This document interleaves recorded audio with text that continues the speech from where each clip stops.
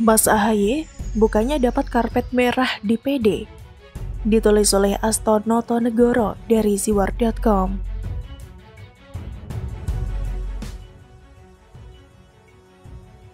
Lagi-lagi Pangeran Cekeas melontarkan pernyataan yang menimbulkan pertanyaan dalam logika masyarakat. Pidato kebangsaan Mas Agus Harimurti Yudhoyono atau AHY di Center Strategic and International Studies atau CSIS menarik perhatian, tetapi bukan untuk dikagumi melainkan dicibir dan dipertanyakan. Mas AHY mengatakan anak muda tidak boleh dimanja, apalagi disiapkan karpet merah. Nah loh, siapakah anak muda yang dimanja serta diberikan karpet merah? Pidato kebangsaan itu mendapatkan respon beragam, namun kebanyakan yang menyindir balik Mas AHY ketimbang yang memuji. Bahkan di media dan media sosial atau medsos terjadi perang argumen antara para pendukung pidato kebangsaan Mas AHY dengan mereka yang kontra. Salah satunya antara Mas AHY CS dengan politisi muda Partai Solidaritas Indonesia atau PSI, Kakak Samara Amani. Pernyataan soal manja dan karpet merah yang dilontarkan dalam pidato kebangsaan disertakan dengan pernyataan bahwa banyak anak muda yang tidak tahu sama sekali apa itu karpet merah. Kakak Samara mengatakan banyak anak muda yang harus bekerja keras, kuliah sambil kerja paruh waktu untuk membantu meringankan beban orang tuanya. Mereka itu tidak tahu apa itu karpet merah. Sependapat dengan kakak, hari ini pun masih banyak anak muda yang tengah berusaha dan berupaya untuk menjadi orang hebat. Para aktivis mahasiswa, akademisi, dan anggota organisasi yang sedang merintis karir dari bawah. Bukan ujuk-ujuk langsung bisa dapat tiket dan dijadikan calon gubernur saat baru bergabung ke dalam partai politik atau parpol. Kalah dari perhelatan perebutan kursi gubernur malah jadi ketua umum parpol. Apakah itu masuk sebagai kategori dimanjakan dan diberikan karpet merah atau tidak? Teringat pada sebuah cerita. Di Jepang, konon katanya ahli waris sebuah perusahaan kecil maupun besar wajib merintis karir dari bawah. Bahkan sebagian dari mereka memulai karir sebagai tukang bersih-bersih atau bahasa kerennya cleaning service. Tujuannya adalah agar si ahli waris memahami seluk-beluk perusahaan yang akan dipimpinnya dan mendapatkan pengalaman yang berarti bagi dirinya saat memimpin di kemudian hari. Mungkin itu yang menjadi salah satu kunci perusahaan Jepang mampu bertahan lama dan melewati sederet krisis yang terjadi. Kembali ke karpet merah, pemimpin yang diciptakan secara instan dan tidak melewati proses panjang akan berbeda dalam menghadapi masalah yang melanda. Mereka yang dimanja serta diberikan karpet merah cenderung mencari pembenaran saat berhadapan dengan masalah, bukan memikirkan solusi terbaik untuk keluar dari masalah itu. Mereka malah cenderung mencurigai dan menyalahkan orang lain atas masalah yang dialami. Jejak digital dan pernyataan di media bisa jadi saksi saat Partai Demokrat atau PD dilanda prahara dualisme, siapa yang menyalah-nyalahkan orang lain serta memposisikan diri seolah jadi korban kejahatan orang lain, bukan memikirkan solusi terbaik untuk keluar dari ancaman dualisme partai, malah sibuk mencari pembelaan dan menuding-nuding orang lain yang merancang badai yang dihadapi oleh partainya.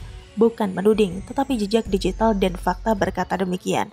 Seandainya Mas AHY memulai karir di partai dari jabatan yang paling bawah dan mampu merangkul semua kader, pastilah akan bersikap berbeda dalam menghadapi prahara yang melanda PD. Namun sayangnya bisa dibilang Mas AHY dapat karpet merah di partai. Belum sampai 1 dekade, dirinya bisa langsung menduduki posisi ketua umum. Ya sah-sah saja, PD kan milik keluarganya, bukan milik rakyat. Sebenarnya ada satu jalan untuk menempa Mas AHY untuk menjadi pemimpin hebat dan berkelas mengikuti jejak Pepo, Opung LBP, Om Muldoko, dan sederet nama tokoh lainnya yang mampu menjadi pemimpin-pemimpin handal di era Indonesia modern, yaitu karir dalam dunia militer yang ditinggalkannya. Banyak yang menyayangkan mengapa Mas AHY keluar dari Tentara Nasional Indonesia atau TNI sebelum benar-benar menjadi seorang purnawirawan atau menyelesaikan tugas sebagai prajurit. Kalau boleh sedikit lebay, itu bisa saja dicap sebagai pengkhianatan, mundur saat masa tugas belum berakhir. Jikalau saja Mas AHY bersabar sampai pensiun, mungkin saat berpidato soal karpet merah, cibirannya tidak akan sebanyak sekarang. Saat anak muda lain bermimpi masuk Akmil atau akademi kedinasan lainnya. Loh, kok Mas AHY malah meninggalkan pangkat perwira menengah untuk terjun ke dunia politik? Saat purnawirawan menjadikan politik jalur untuk tetap berbakti pada tanah air usai pensiun, kok Mas AHY malah mengorbankan kehormatan sebagai seorang prajurit untuk terjun dalam politik praktis? Itu amatlah disayangkan.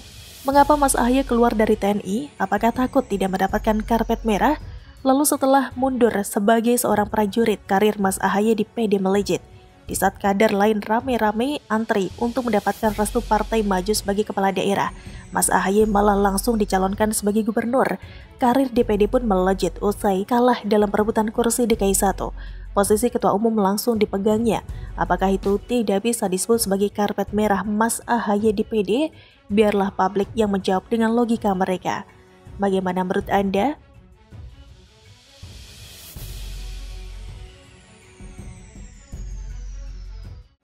Demokrat, oh Demokrat, apes banget kelakuannya sampai ditelanjangi Denny Siregar dan kena sentil kader PAN.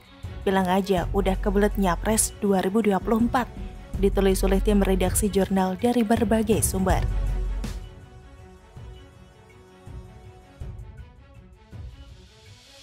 Pegiat media sosial Denny Siregar menuding bahwa Partai Demokrat pimpinan Ketua Umum Agus Harimurti Yudhoyono atau AHY membayar beberapa lembaga survei untuk mendongkrak nama partai mereka.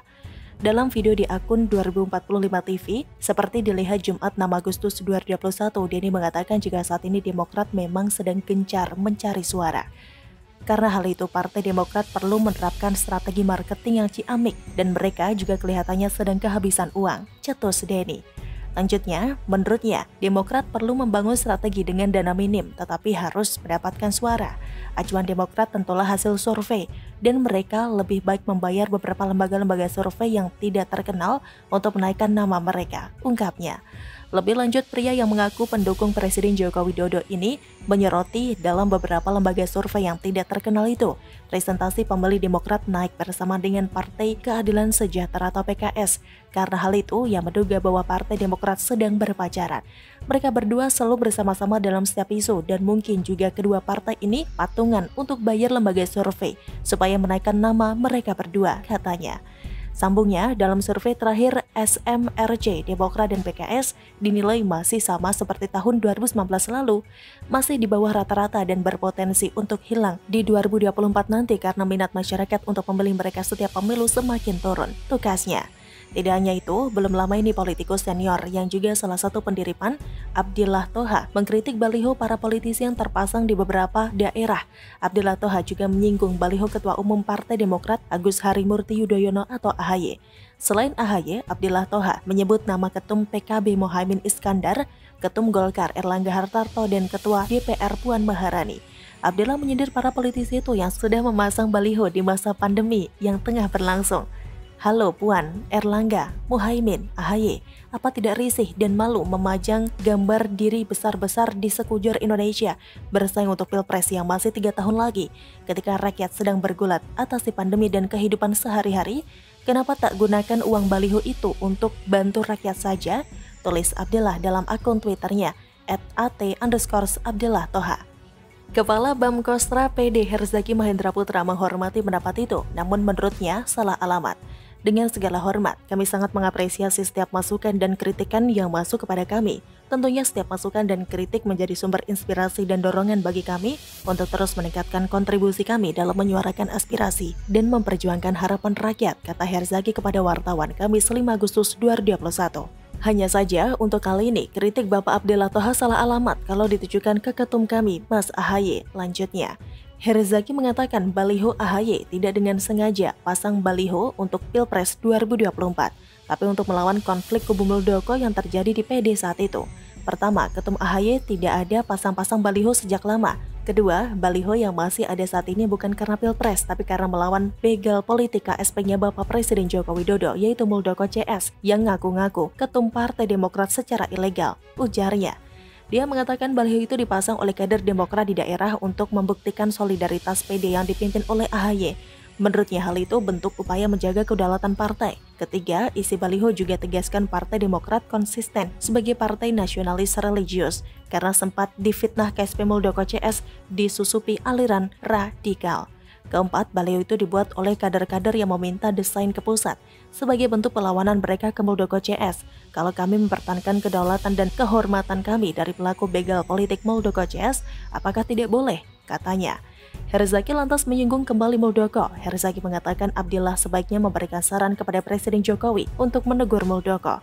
Lebih baik Pak Abdillah Thoha memberikan saran kepada Bapak Presiden tercinta untuk menegur bawahannya yang mencoba merebut paksa Partai Demokrat di kala pandemi. Di saat kader-kader kami di seluruh Indonesia sedang fokus membantu korban bencana dan korban pandemi, jadi konsentrasi kader kami membantu rakyat mesti terganggu beberapa bulan akibat gangguan begal politik KSP Muldoko CS. Mungkin kritik itu lebih substansial dan bermanfaat, bukan jadi kritik unfaedah, ujarnya. Bagaimana menurut Anda?